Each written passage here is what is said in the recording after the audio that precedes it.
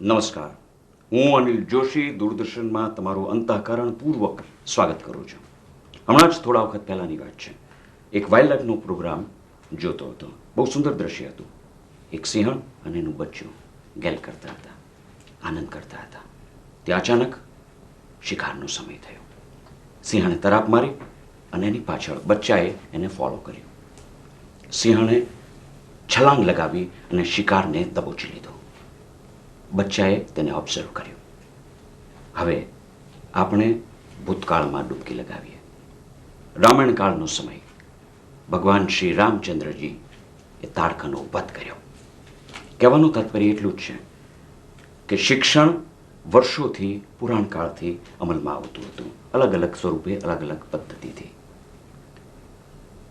ભગવાન શ્રી રામ શિક્ષણ મેળવવા માટે, ધનુર્વિદ્યા શીખવવા માટે આશ્રમમાં આવ્યા વશિષ્ઠ ઋષિના, અને કૃષ્ણ ભગવાન સાંદીપની ઋષિના આશ્રમમાં શિક્ષણ મેળવ્યું. પ્રાણી માત્રની વાત કરીએ તો પ્રાણીની માટે શિકારની તાલીમ એ એસેન્શિયલ છે, જીવન જરૂરી વસ્તુ છે, અને એમની તાલીમ એને સિંહણે એના બચ્ચાને આપી. કહેવાનું તાત્પર્ય એ છે કે શિક્ષણ અશિક્ષિત વ્યક્તિ કરતાં શિક્ષિત વ્યક્તિ અનેક ગણી ઝડપે કૌશલ્યતા પ્રાપ્ત કરે છે, પાંડિત્ય પ્રાપ્ત કરે છે. ભારતભરમાં લોર્ડ મેકોલેએ કારકુન ઊભા કરવા માટેની શિક્ષણ પ્રથા દાખલ કરી. એ બહુ ગણતરીબાજ હતો. એણે માત્ર કારકુન જ જોઈતા હતા, એટલે એ પ્રકારની એણે શિક્ષણ પ્રથા દાખલ કરી. શિક્ષણ પ્રથા અલગ અલગ પ્રકારની, અલગ અલગ સ્વરૂપોની હોઈ શકે. આજના વર્તમાન સમયમાં અલગ અલગ પ્રકારની શિક્ષણ પ્રથા હોય જ છે, અને એ માટે શિક્ષણ પ્રથા કેવી હોવી જોઈએ, શું શિક્ષણ પ્રથા યોગ્ય કઈ છે, વગેરે અનેક પ્રશ્નો આપના મનમાં ઉદ્ભવે છે. અને એ માટેની માહિતી અત્રે દૂરદર્શનના સ્ટુડિયોમાં શ્રી કલ્પેશભાઈ પાઠક એમની પાસેથી આપણે મેળવશું. સૌથી પહેલાં દૂરદર્શનના સ્ટુડિયોમાં તમારું હાર્દિક સ્વાગત છે. એમનો પહેલાં પરિચય કેળવી લઈએ. કલ્પેશભાઈ CUG કોલેજ ઓફ એજ્યુકેશનમાં પ્રિન્સિપાલ છે. તમારું સ્વાગત છે. અને હવે પછી આપણે ટોપિક ઉપર જઈએ. સૌથી પહેલાં આદર્શ શિક્ષણ પ્રથા કેવી હોવી જોઈએ? શિક્ષણમાં લોકોને, બાળકોને કેવી રીતે ભણાવવામાં આવે, કઈ રીતે શું કરવું જોઈએ? તો આદર્શ શિક્ષણ પ્રથામાં પરાણે અમુક બાળકો એવા હોય છે કે જે પરાણે સ્કૂલમાં મોકલવામાં આવે છે, અને અમુક બાળકો એવા હોય છે કે જે વેલ ઇન ટાઈમ સ્કૂલમાં પહોંચી જતા હોય છે, એના વાલીને કહેતા હોય છે. તો આદર્શ શિક્ષણ પ્રથા શું હોઈ શકે, એ વિશેની માહિતી અમારા દૂરદર્શનના દર્શકોને જણાવો. અનિલભાઈ, શિક્ષણ એક સમગ્ર પ્રક્રિયા છે. જ્યારે પ્રક્રિયાને એક આપણે ઢાંચો આપીએ, એક સ્વરૂપ આપીએ, તે વખતે એક પ્રથા બની જાય છે. હાલની જે ભારતમાં શિક્ષણ પ્રથા છે, એક જાતની ઔપચારિક શિક્ષણ પ્રથા છે કે જેમાં બાળકોએ વર્ગ શિક્ષણ પ્રાપ્ત કરવા માટે શાળામાં જવું પડે છે. આ એક વર્ગ શિક્ષણ જે શબ્દ છે, એક સહેતુક શબ્દ છે. બાળકે અધ્યયન કરવા માટે અથવા બાળકે પોતાના જીવનમાં જેટલા જરૂરી છે એ અનુભવો પ્રાપ્ત કરવા માટે જે પરિસ્થિતિ ઊભી કરવામાં આવી છે, અને એ પરિસ્થિતિમાં બાળક વર્ગમાં જઈ અને શિક્ષણ મેળવે છે એવું આપણે માનીએ છીએ. એટલે હાલની શિક્ષણ પ્રથામાં આપણે વર્ગ શિક્ષણ પ્રથા એવું કંઈક કહીએ છીએ. પણ વર્ગ શિક્ષણ એટલે શું? વર્ગ શિક્ષણ એટલે ફક્ત બાળકે ત્યાં જઈને ભણવું એવો અર્થ નથી. વર્ગ શિક્ષણ એક સમગ્ર પ્રક્રિયાનો ભાગ છે, જેમાં વિદ્યાર્થીઓ વર્ગમાં જાય, વર્ગમાં એક સામાજિક વાતાવરણ રચાય, એક અધ્યયનનું પર્યાવરણ બને, અને આ પર્યાવરણમાં બાળકો જે અનુભવ મેળવવા માગે છે, અથવા સમાજ એવું વિચારે છે કે બાળકોને આવા અનુભવો પૂરા પાડવા પડે, તેવી વ્યવસ્થામાં બાળકોને અનુભવો પૂરા પાડવા માટેની એક સમગ્ર પ્રક્રિયા છે. એટલે હાલની જે આપણી શિક્ષણ પ્રથા છે, એ શિક્ષણ પ્રથામાં અનુભવ કંઈક બાજુ પર રહી ગયું છે, અને ફક્ત આપણે જ્ઞાન ઉપર ગોઠવાઈ ગયા છે. બાળકો કંઈક મેળવે છે, એ મેળવ્યા પછી કંઈક લખે છે, કંઈક લખ્યા પછી શિક્ષકો એ તપાસે છે, અને તપાસ્યા પછી કંઈક એને આપે છે, ગુણ જેને આપણે કહીએ છીએ, અને અંતે છેલ્લે આપણે એને સર્ટિફિકેટ આપીએ છીએ. આપણી શિક્ષણ પ્રથા અત્યારે શાળાએ જવું, વર્ગ શિક્ષણ પ્રાપ્ત કરવું, માહિતી મેળવવી, માહિતી મેળવ્યા પછી કેટલાક સમય પછી એ માહિતીને બહાર લાવી, કાગળ પર લખી દેવી, એનું મૂલ્યાંકન કરવું, આ બધું પૂરું થયા પછી એને જ્યારે સર્ટિફિકેટ મળે એટલે આપણે એને શિક્ષિત વ્યક્તિ કહીએ છીએ. પણ આ સમગ્ર પ્રક્રિયામાં ક્યાંક અનુભવોની ખોટ છે. એટલે હાલની જે શિક્ષણ પ્રથા છે એ ફક્ત જ્ઞાન આધારિત, માહિતી આધારિત થઈ ગઈ છે. એની જગ્યાએ જો સમગ્ર પ્રક્રિયાને વિદ્યાર્થીઓ માટે જરૂરી અનુભવો પૂરા પાડવાની પ્રક્રિયાના ભાગરૂપે લેવામાં આવે તો શિક્ષણ પ્રથામાં કંઈક નવી દિશા પ્રાપ્ત કરી શકીએ. હમણાં જ તમે અનુભવની વાત કરી છે, તો અનુભવ છે પ્રાણી માત્ર છે, એ અનુભવ દ્વારા શીખે છે. હમણાં જ આપણે ઉદાહરણમાં બતાવ્યું કે એક સિંહણ છે, એને જે શિકાર કર્યું અને એના બચ્ચાને જે શીખવાડ્યું, જે તાલીમ આપી, એ અનુભવ દ્વારા આપવામાં આવી. તો શિક્ષણ અને તાલીમ એ વિશેની ડિટેલ ઇન્ફોર્મેશન જરા દૂરદર્શનના દર્શકોને દર્શાવો. શિક્ષણ એટલે શું? શિક્ષણ એટલે વ્યક્તિ પોતે અનુભવો પ્રાપ્ત કરે. વ્યક્તિને અનુભવોની બે જગ્યાએ જરૂર પડે છે. એક તો વર્તન કરતી વખતે અથવા કોઈકને વર્તન કેવી રીતે કરવું એ સમજાવતી વખતે. એટલે આપણે એમ કહીએ કે વર્તનનું પણ શિક્ષણ શક્ય છે. એટલે જ્યારે બાળક વર્ગખંડમાં જાય છે તે વખતે બાળક પોતે જીવન જીવવા માટેના અનુભવો પ્રાપ્ત કરે તે વખતે એ જીવન જીવવા માટે જરૂરી અનુભવો પ્રાપ્ત કર્યા છે તેવું આપણે કહી શકીએ. પણ ભવિષ્યમાં જ્યારે બાળક પોતાની રોજી માટે, પોતાની રોટી માટે જ્યારે એ શિક્ષણનો ઉપયોગ કરે છે, વિનિયોગ કરે છે, તે વખતે એને કોઈક માહિતીની જરૂર પડે છે. આવી જે માહિતીના અનુભવો અથવા આવા માહિતીપ્રદ વાતાવરણમાં એના અનુભવો ઘડાય તેવું જ્યારે વાતાવરણ કે પર્યાવરણ મળે તે વખતે બાળક જીવન માટેનું શિક્ષણ મેળવે છે તેવું કહેવાય. એટલે જે આપે સિંહ અને સિંહણનું ઉદાહરણ આપ્યું એ જીવન જીવવાની જરૂરિયાત છે. અને જીવન જીવવાની જરૂરિયાતના ભાગરૂપે જો તે સિંહનું બચ્ચું મારણ મેળવતા શીખે નહીં તો એ જીવન જીવી શકે નહીં. એવી રીતે આપણે આમ જોઈએ તો જે અનુભવો શિક્ષણના પૂરા પાડીએ છીએ તેમાં બાળકને જીવનમાં શું કરવું, એ કેવી રીતે પાર પાડવું તેના અનુભવો આપણે પૂરા પાડીએ છીએ. એટલે શિક્ષણની પ્રક્રિયામાં એવું છે જ નહીં કે એને ફક્ત માહિતી જ આપવી, એને ફક્ત નિયમો ગોખાવવા, એને ફક્ત ગણિતના દાખલા ગણે તેવું કરવું. પણ આ જે બધું જ્ઞાન છે અથવા જે માહિતી છે એ માહિતીનો એના જીવનમાં કેવી રીતે વિનિયોગ કરી શકે. શિક્ષણનું મુખ્ય પ્રયોજન જ એ છે કે વિદ્યાર્થીના શરીરનું એવી રીતે ઘડતર કરવું કે જેનાથી ભવિષ્યમાં એને પર્યાવરણ સાથે જ્યારે તાદાત્મ્ય કેળવવાનું થાય તે વખતે એ સહેલાઈથી કેળવી શકે. ધારો કે કોઈ એક વિદ્યાર્થી ગણિત શીખ્યો છે પણ જ્યારે એ બજારમાં જાય છે તે વખતે એક સામાન્ય શાકવાળી બેન એને છેતરી શકે છે.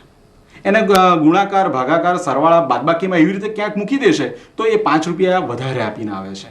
તો આવું ભણેલું શું કામનું કે જેમાં વ્યક્તિ પોતે પોતાના વ્યવહારમાં જે તે મેળવેલા જ્ઞાનનો પ્રયોજી ના શકે. એટલે હાલની પરિસ્થિતિ એવી છે કે વિદ્યાર્થીને સરવાળો આવડે છે પણ એ સરવાળો વ્યવહારમાં મૂકતા આવડતું નથી. એ જે વ્યવહારમાં ન મૂકી શકવું એ સિંહના મારણ જેવું છે કે જે વખતે એને જરૂર પડી તે વખતે એની પોતાની માહિતી છે, માહિતીનો વિનિયોગ ન કરી શક્યો. એટલે વ્યક્તિએ હંમેશા જ્યારે શિક્ષણ મેળવે છે તે વખતે બે બાબતોનું ધ્યાન રાખવું પડે છે કે મારે જીવન જીવવા માટે કેવા પ્રકારનું જ્ઞાન જરૂરી છે અથવા માહિતી જરૂરી છે, અને બીજું કે એ પોતે જીવનમાં વિકસવા માંગે તે વખતે કેવા પ્રકારની માહિતીની જરૂર પડશે. એટલે વ્યક્તિ જીવન જીવવા માટેનું પર્યાપ્ત ખાવું પીવું તો બહુ નૈસર્ગિક બાબતો છે, પણ જ્યારે વ્યક્તિ પોતાના જીવનને સુધારવા માટે કંઈક અધ્યયન પ્રાપ્ત કરે, અનુભવો પ્રાપ્ત કરે તે વખતે શિક્ષણનો સાચો હેતુ શરૂ થાય છે. આપણે એવું વિચારીએ કે ભારત દેશમાં જેટલા નાગરિકો છે એ નાગરિકો જે લોકશાહી ઢબે આપણી જે સરકાર ચાલે છે અથવા સમાજ વ્યવસ્થા ગોઠવાયેલી છે તે પ્રમાણે વર્તન કરતો થાય એ એક આપણો એક હેતુ છે. પણ જો બાળકોને વર્ગખંડમાં જ આવું લોકશાહી ઢબનું વાતાવરણ ન પૂરું પાડવામાં આવે તો, એને એ લોકશાહી જન્ય વાતાવરણમાં એના અનુભવો પ્રાપ્ત ન થયા હોય તો એ લોકશાહીને જીવી શકતો નથી.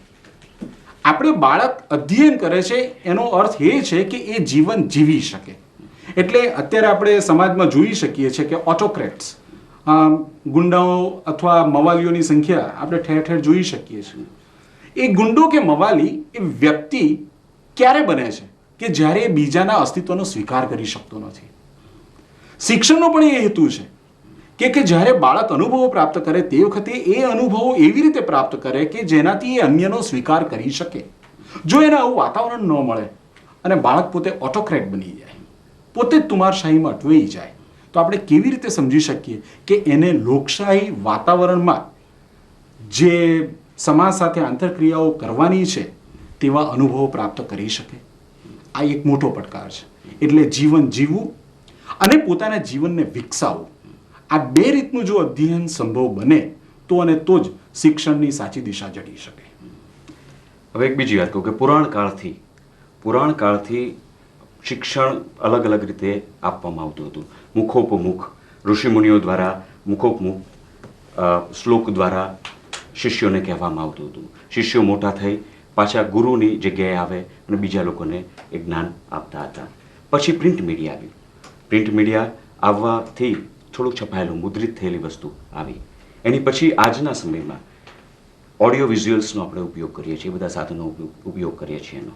તો અત્યારે તમે એ વસ્તુ જાણવાની ઈચ્છા વધારે થાય કે શિક્ષણ માટેનું જે પાઠ્યક્રમ છે, પાઠ્યક્રમના કેટલા સ્વરૂપો છે, એ વિશેની જરા માહિતી દૂરદર્શનના દર્શકોને જણાવો. આ સંપૂર્ણપણે અલગ પ્રશ્ન છે. બાળકને તૈયાર કરવા માટે જરૂરી સાધન સામગ્રી કેવી રીતે પૂરી પાડવી અને કયા સ્વરૂપે પૂરી પાડવી. આપણે એક મુદ્દો જોયો કે લોકશાહીમાં આપણે જીવીએ છીએ, એટલે લોકશાહીયુક્ત વાતાવરણમાં બાળકનું ઘડતર થાય એવો આપણો એક હેતુ છે. આ એક વિશાળ દ્રષ્ટિ છે અને આ વિશાળ દ્રષ્ટિ હેઠળ જ્યારે કોઈ એક પાઠ્યક્રમની રચના થાય તો અને તો જ સારા અધ્યયન અનુભવો બાળકોને આપણે આપી શકીએ. એટલે પહેલાં જ્યારે પાઠ્યક્રમની વાત કરીએ તે વખતે શરૂઆતમાં જે પાઠ્યક્રમ હતો એ વિસ્તરિત હતો. વિસ્તરિત એટલે કે ત્યાં આગળ કોઈ બંધન નહોતું. શિક્ષક પોતે ઈચ્છે તે રીતે પાઠ્યક્રમની રચના કરી શકતા હતા. શિક્ષક એટલે કે આચાર્ય, ગુરુકુળમાં જે આચાર્ય નક્કી કરે કે મારે વિદ્યાર્થીઓને આવા પ્રકારના અધ્યયનપ્રદ અનુભવો પૂરા પાડવા છે, તો એ શિક્ષક એ પોતે પોતાના પાઠ્યક્રમની અને એ કેવી રીતે શીખવી શકાય તેની સમગ્ર ડિઝાઇન અથવા સંરચના પોતાની રીતે તૈયાર કરતા હતા. સમય જેમ આગળ આવતો ગયો તેમ આપણી પાસે સાધનોની સંખ્યા વધતી ગઈ અને એ સાધનોમાં જોઈએ તો તાડપત્ર એવું કંઈક આપણને મળ્યું અને એના ઉપર લખાવાનું ચાલુ થયું. શિલાલેખ અથવા શિલા ઉપર કોતરીને પણ માહિતીનો પ્રસાર કરવાનો વિચાર વ્યક્તિઓના મનમાં પ્રવેશ્યો. સ્કલ્પચર છે એ પણ એક માહિતીના પ્રસારની જ વાત છે. એમ કરતાં આપણી પાસે મુદ્રણ કળા આવી. મુદ્રણ કળાથી મોટામાં મોટો ફાયદો એ થયો કે જે માહિતી છે એ માહિતી સંપૂર્ણપણે વિસ્તૃત ફલક પર આવી ગઈ. જે વ્યક્તિઓ માહિતી મેળવી નથી શકતી એ વ્યક્તિઓ પાસે પણ માહિતી પહોંચવા માંડી, જેને કારણે શિક્ષણનો વ્યાપ વધ્યો. આપણે એમ નથી કહેતા કે એનાથી શિક્ષણની ગુણવત્તા સુધરી, શિક્ષણનો વ્યાપ વધ્યો. જે થોડાક જ વ્યક્તિઓ શિક્ષણનો લાભ લઈ શકતા હતા એને બદલે ઘણી બધી વ્યક્તિઓ અનુભવો પ્રાપ્ત કરતી થઈ. અને આવી પરિસ્થિતિમાં જ્યારે મુદ્રણ કળા સંપૂર્ણપણે વિકસી તે વખતે એક નવી કળાનો ઉદય થયો, જેને આપણે ઓડિયો આર્ટ કહીએ છીએ, શ્રાવ્ય કળા કહીએ છીએ. રેડિયોનો વિકાસ થયો, ઓડિયો ટેપ્સનો વિકાસ થયો. એટલે જે માહિતી આપણને મુદ્રણ સ્વરૂપે મળતી હતી એની જગ્યાએ આપણને ઓડિયો ટેપ્સ અથવા જે ટેપ રેકોર્ડર અથવા ટેપની કેસેટ કહીએ છીએ એ સ્વરૂપે મળવા લાગી. અને ધીરે ધીરે એમાં પણ વિકાસ થતો ગયો. ટીવી મીડિયા આવ્યું, એને કારણે ઓડિયો વિઝ્યુઅલ પાઠ્યક્રમ અથવા અધ્યયન સામગ્રી આપણી પાસે વિપુલ બન્યું. અત્યારે તો પરિસ્થિતિ એવી છે કે વર્ચ્યુઅલ મીડિયામાં આવી ગયા છે, જેને કારણે કોમ્પ્યુટર ઉપર પણ ઉપયોગ કરી શકાય તેવા પાઠ્યક્રમો પણ આપણી પાસે છે. આ બધી જ બાબતમાં સૌથી જો મહત્વનું હોય તો એક જ છે શિક્ષણપ્રદ અનુભવો. તમે કોઈ પણ વસ્તુ લો, અનાદિકાળથી લો અને આ કાળ સુધી પહોંચો, સૌથી મહત્વનું એક જ છે કે વિદ્યાર્થીને આપણે તેનું જીવન જીવતો થાય તેવું કરવું. આ મૂળ હેતુ છે. બીજું એ પોતાના જીવનને વિકસિત કરે તેવું કંઈક કરે તેવું કરતો કરવો. આ આપણો ગ્લોબલ, આ એક વૈશ્વિક હેતુ છે. ભારત દેશમાં એના હેતુઓ જુદા જુદા હોઈ શકે અને આ વૈશ્વિક હેતુને ધ્યાનમાં રાખી આપણે જુદા જુદા પ્રદેશોએ પોતાના કેટલાક પાઠ્યક્રમ નિશ્ચિત કર્યા છે. ધારો કે ગુજરાતમાં કેટલાક અનુભવો મળે એ અનુભવો મહારાષ્ટ્રમાં ન મળે અને મહારાષ્ટ્રના જે અનુભવો છે આપણે સાઉથ ઇન્ડિયામાં ન મળે. એટલે જ્યારે પાઠ્યક્રમની રચના કરવામાં આવે તે વખતે જે તે વિસ્તારની ભૌગોલિક પરિસ્થિતિ, તેના બાળકો છે એ જે બાળકો અભ્યાસ કરવાના છે એની પૂર્વ જ્ઞાનની સ્થિતિ, બાળકો કેવા વિષયો ભણી શકે એની કેટલીક રિસર્ચ એટલે સંશોધન કરવામાં આવે. એ સંશોધનના આધારે એ બાળકો કેવા પ્રકારની માહિતીને મેળવી શકે, સ્વીકારી શકે, એના પણ સંશોધનને અંતે નિરાકરણ જે આવે એને પાઠ્યક્રમમાં સમાવવામાં આવે છે. આપણે જોઈએ કે અંગ્રેજી પદ્ધતિ એ મારો વિષય છે એટલે હું આપને એમાં એક ઉદાહરણ આપું કે જ્યારે શરૂઆતમાં અંગ્રેજી શીખવવાનું ચાલુ કર્યું અને આપે કહ્યું કે મેકોલે કે અંગ્રેજીને લાવ્યા અને ત્યાર પછી અંગ્રેજીના શિક્ષણનો વ્યાપ વધ્યો અને અત્યારે તો પરિસ્થિતિ એવી છે કે બહુ સમાજના નીચલા સ્તરના પણ બાળકો અંગ્રેજી માધ્યમની શાળામાં ભણે છે. પણ અંગ્રેજી શીખવવાનું કેવી રીતે એ હજુ આજની તારીખમાં પ્રશ્ન છે. શરૂઆતમાં જ્યારે અંગ્રેજી શીખવાતું હતું તે વખતે આપણી જે પ્રાચ્ય ભાષાઓ શીખવાતી હતી એટલે કે ટ્રાન્સલેશન મેથડ અમે એને કહીએ છીએ કે ભાષાંતર કરીને કંઈક ભાષાઓ શીખવી એનો આપણે ઉપયોગ કર્યો. ત્યાર પછી કોઈક એવું કીધું કે ના આવું તો કંઈ ના થાય, ઓડિયો લિંગ્યુઅલ મેથડ આવી જોઈએ, તો લોકોએ સંભળાવીને અંગ્રેજી શીખવવાનો પ્રયત્ન કર્યો. અત્યારે જે લેટેસ્ટ એપ્રોચ છે એ કમ્યુનિકેટિવ લેંગ્વેજ ટીચિંગ છે. જેવી રીતે આપણે ગુજરાતી ભાષામાં સંવાદ કરીએ છીએ અને બાળક ગુજરાતી ભાષામાં સંવાદ કરતો જ માતૃભાષા પ્રાપ્ત કરે છે, તેવા કેટલાક સિદ્ધાંતોને ધ્યાનમાં રાખીને અંગ્રેજી શીખવવું એવો એક આ પ્રયાસ છે. એની પહેલા સ્ટ્રક્ચર્સ હતા.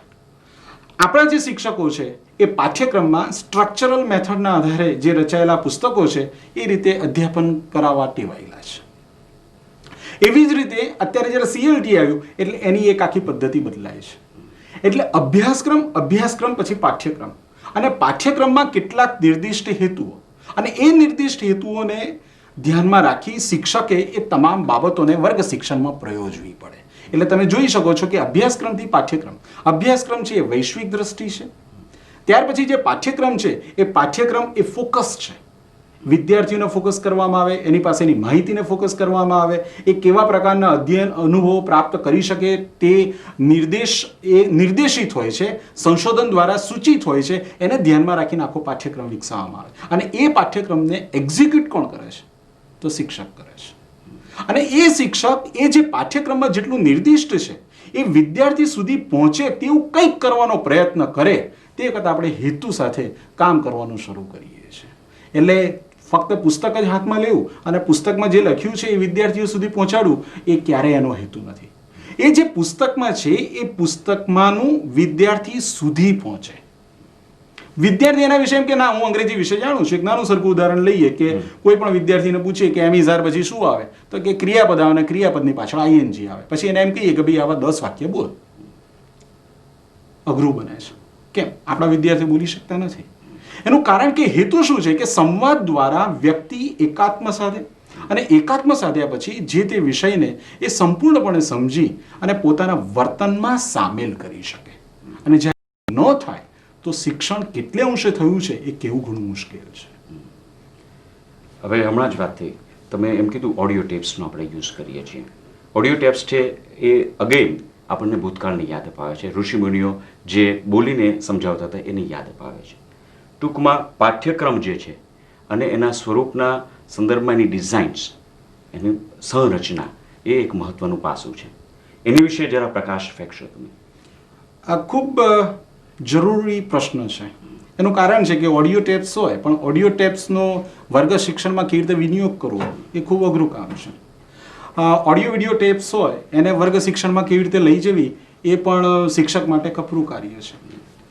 હંમેશા કોઈ પણ પ્રકારનો પાઠ્યક્રમ તૈયાર થાય ત્યાર પછી એ પાઠ્યક્રમની દૃષ્ટિએ કેવા પ્રકારના શૈક્ષણિક સાધનો વર્ગખંડમાં પ્રયોજી શકાય એ નક્કી થાય.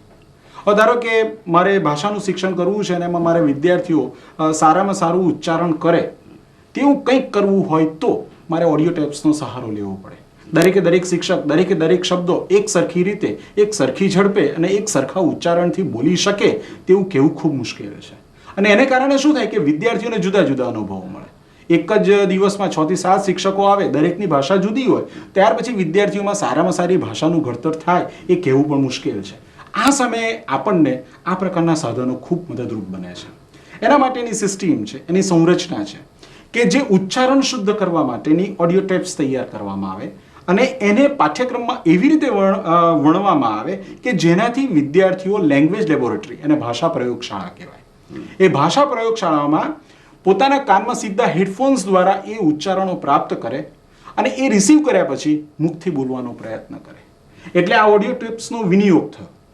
જો એની એ જ વસ્તુ શિક્ષક પોતે ઓડિયો માધ્યમ દ્વારા વર્ગખંડમાં કરવાનો પ્રયત્ન કરે તો કમ્યુનિકેશનના પ્રિન્સિપલમાં જે પાઠ્યક્રમ મૂકવાનો હોય તે વખતે નોઇઝ નામનું એક તત્વ આવે છે કે જે એના ઉચ્ચારણોને પંખો ચાલુ હોય તો પણ નોઇઝ છે, શિક્ષકના ખોટા ઉચ્ચારણો પણ નોઇઝ છે, ભાષા ન સમજવી એ પણ એક પ્રકારનો નોઇઝ છે. અને જો આ બધી જ વસ્તુ સામેલ થાય તો જે ઓડિયો ટેપ્સની મહત્વ છે એ મહત્વ ત્યાં ઓસરી જાય છે. એટલે આ જે પાઠ્યક્રમ ઓડિયો ટેપ્સ પર અવેલેબલ હોવું અને ત્યાર પછી એનો ઉપયોગ કરવા માટે ભાષા પ્રયોગશાળાનું હોવું જરૂરી બને છે. ઓડિયો વિડીયો સાધનો માટે પણ એવું જ છે. ઓડિયો વિડીયો સાધનો જો મારી પાસે મોટામાં મોટો વર્ગ હોય અને 20 ઇંચનું ટીવી હોય તો હું સારી રીતે એને દર્શાવી ન શકું. મારી પાસે પાઠ્યક્રમ પણ તૈયાર છે. તે વખતે ઓડિયો વિડીયોના સાધનમાં પાઠ્યક્રમને એવી રીતે ગોઠવવામાં આવે છે જેનાથી નાનું સરખું જૂથ, વિદ્યાર્થીઓનો નાનો જૂથ, એક વર્ગ હોય એના 5-6 ભાગ કરી શકાય અને એ બેસી અને એવા અનુભવો પોતે પ્રાપ્ત કરી શકે. આ પ્રકારનું શિક્ષણ સમાજ વિદ્યાના શિક્ષણમાં બહુ જ સહેલાઈથી સામેલ કરી શકાય. એનું કારણ કે સમાજ વિદ્યાનું શિક્ષણ એવું છે કે જેમાં હંમેશા ઐતિહાસિક બાબતો છે અને એની ઓડિયો ટેપ્સ, વિડીયો ટેપ્સ આ બધું જ અવેલેબલ છે અને એના ઉપરથી એક સરસ મજાનો પ્રોગ્રામ તૈયાર કર્યા પછી વિદ્યાર્થીઓને પ્રથમ માહિતી, this is called the first hand information આપણે પૂરી પાડી શકીએ એમ છે. કમ્પ્યુટર એ સિમ્યુલેશનની બાબત છે. પાઠ્યક્રમ એ સિમ્યુલેશનમાં આવે અને એ જ્યારે સિમ્યુલેશનમાં આવે તે વખતે વિદ્યાર્થીને એ ખબર હોવી જોઈએ કે આ જે પાઠ્યક્રમ છે એ મારે પ્રાપ્ત કરવો હોય તો હું કોમ્પ્યુટરનો વિનિયોગ કેવી રીતે કરી શકું. એટલે એની સંરચના એવી રીતે કરવી જોઈએ, કમ્પ્યુટરના પ્રોગ્રામ્સની સંરચના ડિઝાઇન એવી રીતે કરવી જોઈએ કે જેનાથી લર્નર ફ્રેન્ડલી બને. એને કમ્પ્યુટર ન જાણતો હોય તો પણ એ પોતે એ પ્રોગ્રામનો વિનિયોગ કરી શકે. અને જ્યારે પાઠ્યક્રમ જુદા જુદા સ્વરૂપે આવે તે વખતે દરેક સ્વરૂપની એક મહત્વ હોય છે.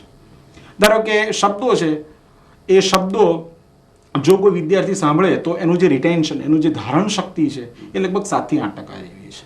એકલા શબ્દો કાન દ્વારા જાય અને મગજમાં એનું આલેખન થવું, અંકિત થવું એ 8% જેવું છે. ત્યાર પછી ધીરે ધીરે આપણે વધીએ તો કોન્ક્રીટ, જે આપણે મૂર્ત અનુભવો કહીએ છીએ, લર્નિંગ બાય ડુઈંગ કહીએ છીએ, ક્રિયા દ્વારા શિક્ષણ કહીએ છીએ, કે જે વ્યક્તિ કોઈ કાર્ય કરે તો એનું અધ્યયન આપોઆપ થઈ જાય છે. જેવી રીતે સિંહના બચ્ચાનો જે શિકાર કરવું અને એ પોતે બચ્ચું જ જ્યારે કોઈક મારણ મેળવી લાવે તે વખતે એનું અધ્યયન પૂરું થઈ જાય છે. એ લર્નિંગ બાય ડુઈંગ છે. એને એક કાર્ય કરવું પડે છે. એ જે કાર્ય કરીને અધ્યયન થાય છે એમાં ધારણની, એટલે એ કાર્ય આત્મસાત કરવાની શક્યતા અથવા એનું અધ્યયન થવાની શક્યતા પૂરેપૂરી છે, 90 થી 100% છે. જો વ્યક્તિએ સંપૂર્ણપણે પોતાના આત્મવિશ્વાસથી, પોતાના ફૂલ ઇન્વોલ્વમેન્ટથી, એકાત્મતાથી જો એ કાર્ય કરે તો એમાં એનું અધ્યયન સંપૂર્ણ બનતું હોય છે. અને એની વચ્ચે આ બધા સાધનો આવે છે. ધારો કે આપણે ઓડિયો વિઝ્યુઅલ કહીએ તો એનું રિટેન્શન 70 to 80% છે. એકલું ઓડિયો છે તો એ લગભગ અડધું છે કે આપણે ગીત બહુ સરસ મજાનું ગુનગુની શકીએ છીએ, પણ જ્યારે એ જ ટેપ તમે કોઈક બીજા વાતાવરણમાં લઈ જઈને વગાડો તો એ સાધન ઉપયોગી ન પણ બની શકે. એટલે સંરચના પાઠ્યક્રમમાં મારે ક્યાં આવા પ્રકારના સાધનની જરૂર છે એ શિક્ષકે પહેલું પ્રશ્ન પૂછવો જોઈએ. મારે ઓડિયો ટેપની જરૂર નથી તો ઓડિયો ટેપ લઈને જવું તો એ નકામું બની જાય છે.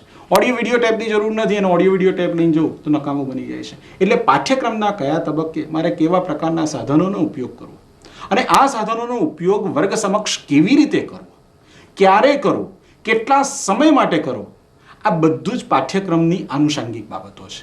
અને એની ડિઝાઇન, જેને અમે વર્ગ શિક્ષણની ડિઝાઇન કહીએ છીએ, લેસન પ્લાન કહીએ છીએ, એ લેસન પ્લાનમાં શિક્ષક પોતે ક્યાંક ગોઠવી શકે એમ છે. એટલે ત્યારે જ આ બધા સાધનોનો ઉપયોગ શક્ય બને કે જ્યારે એ શિક્ષક એનો ઉપયોગ કરી શકે અને વિદ્યાર્થીઓ પાસે કરાવી શકે. અને એની એક સંરચના, એની જે ડિઝાઇન છે, એની એક આખી લર્નિંગ પ્રોસિજર છે અને એ લર્નિંગ પ્રોસિજર જ્યાં સુધી શિક્ષક સમજે નહીં ત્યાં સુધી એ વિદ્યાર્થી પાસે અધ્યયન કરાવી શકે એ કહેવું પણ અઘરું છે. બહુ સરસ વાત કરી તમે. હવે એક બીજી વસ્તુ, કોઈ પણ બાબત, કોઈ પણ મેટર, કોઈ પણ વસ્તુ એનું મૂલ્યાંકન જ્યારે કરવામાં આવે ત્યારે જ એ પ્રોગ્રામ કે જે કાર્યક્રમ છે એ સફળ થયો કે નિષ્ફળ થયો એની યોગ્ય મૂલ્યાંકન કરવામાં આવે તો જ ખબર પડે છે. આપણે જે પાઠ્યક્રમની વાત કરીએ છીએ, પાઠ્યક્રમના સ્વરૂપની વાત કરીએ છીએ, એમાં એનું મૂલ્યાંકન છે એનું બહુ મહત્વ છે. તો એ મૂલ્યાંકન કેવું હોવું જોઈએ, કઈ રીતે કરવું જોઈએ એ વિશેની માહિતી જરા દૂરદર્શનના દર્શકોને આપો. મૂલ્યાંકન પણ પાછું એક સહેતુક બાબત છે. આપણે જોયું કે જ્યારે અભ્યાસક્રમની રચના થાય છે, કરિક્યુલમની રચના થાય છે, તે વખતે મૂલ્યાંકન એમાં પ્રવિષ્ટ છે. હું જ્યારે એમ કહું કે મારો વિદ્યાર્થી અંગ્રેજી બોલતા શીખે, આવું જ્યારે મેં વિધાન કર્યું છે તે વખતે મૂલ્યાંકનની એક બાબત અંદર ગર્ભિતપણે સૂચિતાર્થ છે. કે મારો વિદ્યાર્થી જો અંગ્રેજી બોલી ન શકે તો મારો હેતુ બર આવતો નથી. એટલે મૂલ્યાંકન પણ એવું જ હોવું જોઈએ કે જે મારા હેતુને આનુષાંગિક હોય. હવે પરિસ્થિતિ એવી થાય કે આ CLT છે, કમ્યુનિકેટિવ લેંગ્વેજ ટીચિંગ છે, અને એક નાનો સરખો હેતુ છે કે જે વિદ્યાર્થીઓ અંગ્રેજી શીખે છે એ અંગ્રેજી શીખ્યા પછી સંવાદ કેળવશે અથવા બહુ સહેલાઈથી અંગ્રેજીમાં વાતચીત કરી શકશે. પણ જ્યારે વિદ્યાર્થીઓ અંગ્રેજીમાં વાતચીત કરવાનો પ્રયત્ન કરે તે વખતે એમને મુશ્કેલીઓ પડે, તે વખતે આ હેતુ બર આવતો નથી, અથવા there is no solution of whatever we started. આપણે જે કાર્ય ચાલુ કર્યું હતું એ ક્યાંય પૂરું થતું નથી અથવા સફળ બનતું નથી. એટલે મૂલ્યાંકન હંમેશા એવું હોવું જોઈએ કે જેમાં જે હેતુઓનું નિર્ધારણ થયું છે એ દરેક હેતુ આપણને જોવા મળતા હોવા જોઈએ. હું એમ કહું કે બોલી શકે છે તો વિદ્યાર્થીઓ બોલતા જ હોવા જોઈએ. જો વિદ્યાર્થીઓ દોરી શકે તો એ દોરી શકતા હોવા જોઈએ. વિદ્યાર્થીઓ વર્ણવી શકે તો એ વર્ણવી શકતા હોવા જોઈએ. અને જો આવું ન થાય તો મૂલ્યાંકન શક્ય બનતું નથી. તમે બહુ સરસ મજાની માહિતી આપી અને ઘણા બધા પ્રશ્નો મગજમાં હતા. ઘણા બધા પ્રશ્નોનું નિરાકરણ તમારી સાથેના વાર્તાલાપમાં આવી ગયું અને મને લાગે છે કે દર્શકોને પણ આ જેટલા બધા પ્રશ્નો છે એ બધાનું મોસ્ટ ઓફ નિરાકરણ આવી ગયું છે. તમારી સાથેની વાર્તાલાપમાં એક વાત કહેવાનું અત્યારે મને યાદ આવે છે કે ઈચ્છાને જરા પંપાળી તો રમણે ચડી ગઈ સાવનમાં, વહેલી જ સવારે જવું તું અને સાંજ ટળી ગઈ સાવનમાં. તમારી સાથેનો વાર્તાલાપ કર્યો એમાં સમય ક્યાં પસાર થઈ ગયો એનું ભાન જ ન રહ્યું.